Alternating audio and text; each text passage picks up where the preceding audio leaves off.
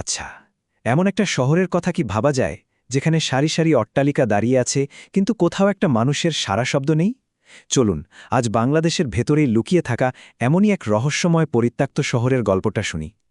এটাই তো আসল প্রশ্ন, তাই না?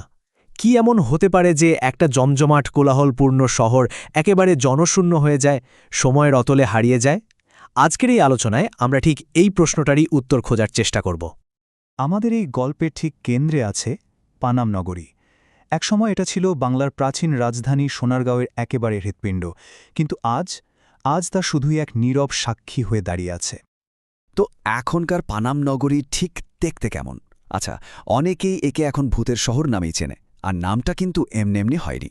এর প্রত্যেকটা ইটের ভাঁজে, প্রত্যেকটা গলির বাতাসে যেন মিশে আছে একটা রোমাঞ্চ আর গভীর এক বিষাদের গল্প। একবার শুধু চিন্তা করে দেখুন, 52টা, হ্যাঁ, পুরো 52টা ঔপনিবেশিক আমলের বিশাল বিশাল বাড়ি এখনও দাঁড়িয়ে আছে।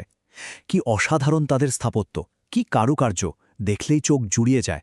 কিন্তু জানেন সবচেয়ে অদ্ভুত ব্যাপার কোনটা? ওই যে রাস্তাগুলো একেবারে নিস্তব্ধ, জমাট বাঁধা একটা নীরবতা, কারণ এখানে এখন আর কেউ থাকে না, কোনো স্থায়ী বাসিন্দা নেই, একদম শূন্য। কিন্তু এই শহরটা কিন্তু সবসময় এমন জনমানব শূন্য, এমন চুপচাপ ছিল না।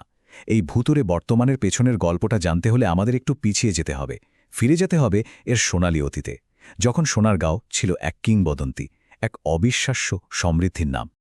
এই একটা বাক্যই বোধহয় তখনকার পানাম নগরীর পুরো ছবিটা তুলে ধরে। মানে, এটা ছিল সম্পদ আর বিশ্বজুড়ে ব্যবসা বাণিজ্যের এক জমজমাট কেন্দ্র, যার প্রত্যেকটা কোণায় ছিল মানুষের ভিড়, জীবনের উচ্ছ্বাস। তো প্রশ্ন হল, এই অবিশ্বাস্য সমৃদ্ধিটা এলো কোত্থেকে? আসলে পানামের প্রাণ ছিল এর বিশ্ববিখ্যাত মাসলিন আর তুলা বাণিজ্য। আর সেই বাণিজ্যের সুতো ধরে এখানে এসে জড়ো হয়েছিলেন সে সময়ের সব ধনী হিন্দু বণিকরা। তাদের সেই বিশাল ঐশ্বর্যের প্রতীকী ছিল এখানকার বাড়িগুলো, যেখানে দেশীয় মুঘল স্থাপত্যের সাথে কি দারুণভাবে মিশে গিয়েছিল ইউরোপীয় ডিজাইন। আর তৎকালীন রাজধানীর একদম কাছে হওয়ায় এর গুরুত্বও ছিল আকাশছোঁয়া। তাহলে এমন একটা জমজমাট শহরের ভাগ্যে কি ঘটল? এখানেই গল্পের সবচেয়ে নাটকীয় মোড়টা আসে। চলুন এবার সেই মহা অন্তর্ধানের গল্পটা জানা যাক, যা পানামের প্রাণটাই কেড়ে নিয়েছিল। দেখুন, এই বিশাল পরিবর্তনটা কিন্তু হুট করে একদিনে আসেনি। 19 শতকের শুরুর দিকে পানাম যখন তার সমৃদ্ধির একেবারে চূড়ায়, ঠিক তখনই যেন পরিবর্তনের একটা ঠান্ডা হাওয়া বইতে শুরু করে। শতকের শেষে গিয়ে সেই হাওয়া গতি পায়, আর 20 শতকের মাঝামাঝি সময়ে এসে এখানকার বাসিন্দারা দলে দলে তাদের ঘরবাড়ি ছাড়তে শুরু করে।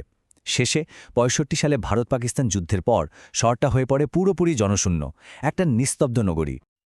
আচ্ছা, এখন আমরা আমাদের এই আলোচনার একেবারে মূল পর্বে চলে এসেছি। চলুন পানামের এই জনশূন্য হয়ে যাওয়ার পেছনের আসল কারণগুলো কি হতে পারে তা এক এক করে খুঁজে বের করার চেষ্টা করি। তো প্রথমেই যে প্রশ্নটা মাথায় আসে সেটা হলো অর্থনীতি। শহরটা কি হঠাৎ করে কোনো বড় অর্থনৈতিক ঝড়ের মুখে পড়েছিল? এমন কিছু কি হয়েছিল যা এখানকার বাসিন্দাদের একযোগে সব ছেড়ে চলে যেতে বাধ্য করে? হ্যাঁ, এর পেছনে বেশ কিছু অর্থনৈতিক কারণ অবশ্যই ছিল। যেমন, ইংরেজরা আসার পর নতুন নতুন বাণিজ্য পথ তৈরি হতে শুরু করে। পানামের সেই বিখ্যাত মসলিন শিল্প ধীরে ধীরে তার বিশ্বজোড়া কদর হারাচ্ছিল। তবে সবচেয়ে বড় ধাক্কাটা ছিল ব্রিটিশদের হাতে তৈরি হওয়ার নতুন বাণিজ্যিক কেন্দ্র কলকাতা। কলকাতার উত্থান যেন পানামের সমস্ত ব্যবসা বাণিজ্যকে চুম্বকের মতো নিজের দিকে টেনে নিয়েছিল। কিন্তু কথা হলো, শুধু অর্থনীতি দিয়ে তো আর এত বড় একটা শহরের পুরোপুরি খালি হয়ে যাওয়াকে ব্যাখ্যা করা যায় না। এর পেছনে কি আরও গভীর, আরও জটিল কোনো সামাজিক বা রাজনৈতিক কারণ ছিল? আর এটাই হয়তো রহস্যের সবচেয়ে দুঃখজনক দিক। 1947 সাল, ভারত ভাগের সেই সময়টা এই অঞ্চলের ইতিহাসকেই যেন ওলটপালট করে দিল। এর ফলে যে সাম্প্রদায়িক উত্তেজনা আর দাঙ্গা শুরু হলো, তার কারণে পানামের সেই ধনী হিন্দু বণিকরা, মানে যারা ছিলেন এই শহরের আসল প্রাণ, তারা আর টিকতে পারলেন না।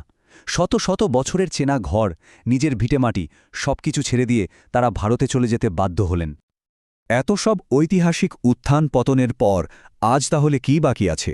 যা আছে তা হল ধ্বংসস্তূপের মাঝে লুকিয়ে থাকা এক সমৃদ্ধ কিন্তু বিষণ্ণ এক উত্তরাধিকারের গল্প। এই একটা সংখ্যাই যেন সবটা বলে দেয়, 0। আজ পানাম নগরীর স্থায়ী বাসিন্দার সংখ্যা ঠিক এটাই। যে শহর একসময় জীবন আর কোলাহলে ভরপুর ছিল, তার এই পরিণতিটা সত্যিই অবাক করার মতো। তবে ভালো খবর হল, এই শহরটা পুরোপুরি হারিয়ে যায়নি। আজ এটা বাংলাদেশ সরকারের একটা সংরক্ষিত প্রত্নতাত্ত্বিক এলাকা। একটা হারানোর সময়ের সাক্ষী হিসাবে এটা আজও দাঁড়িয়ে আছে। বলা যায় এটা যেন একটা খোলা আকাশের নিচের জাদুঘর, যা আমাদের তার অতীত গৌরব আর পতনের গল্পটা একসাথেই বলে। আর সবশেষে এই প্রশ্নটাই কিন্তু থেকে যায়, যখন আমরা এই চুপ করে দাঁড়িয়ে থাকা অট্টালিকাগুলোর দিকে তাকাই, এগুলো আমাদের কি বলে?